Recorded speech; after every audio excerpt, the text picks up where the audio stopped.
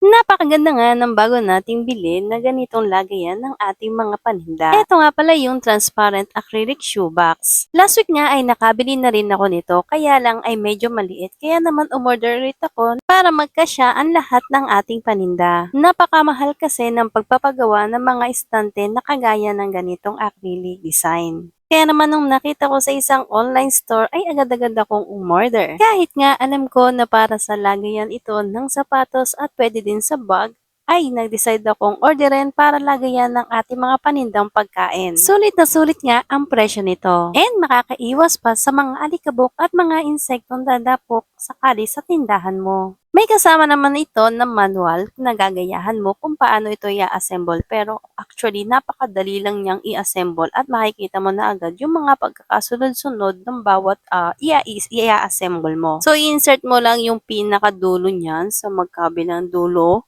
para lang, tapos mandidinig mo yung click.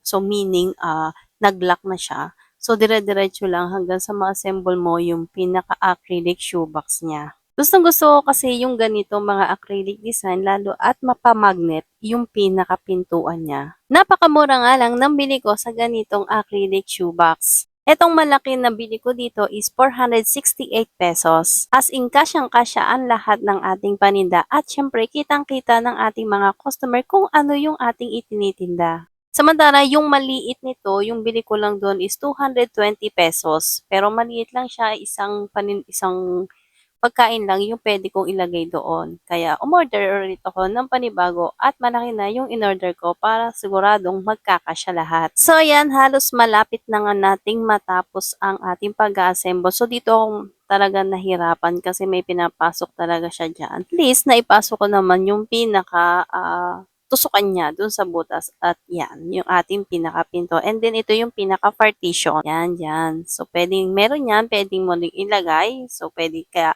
kasya yung bag dyan, kung lalagyan mo ng bag or kung lalagyan mo din naman ng sapatos, dalawang sapatos yung pwede mong mailagay. O diba, worth it na worth it yung pera na bibilhin mo dito sa ating transparent acrylic shoebox kesa magpagawa ka na worth 1,500 kasi nagtanong ako ng ganong presyo. So, yun yung presyo ng ganyang mga lagayan na mga pagkain. So, dito muna tayo sa makakamura tayo kasi nag-start pa lang naman tayo sa ating business. So, super excited na nga akong gamitin at lagyan ng ating mga paninda kasi naman napaka-cute naman talaga ng ating lagayan ng ating paninda. Ito, na-display ko na nga siya. So, ayan yung ating mga paninda. And ito yung maliit na nabili ko last time. O, diba, maliit siya. Isang lagayan lang talaga yung pwede niyang paglagyan ng mga pagkain.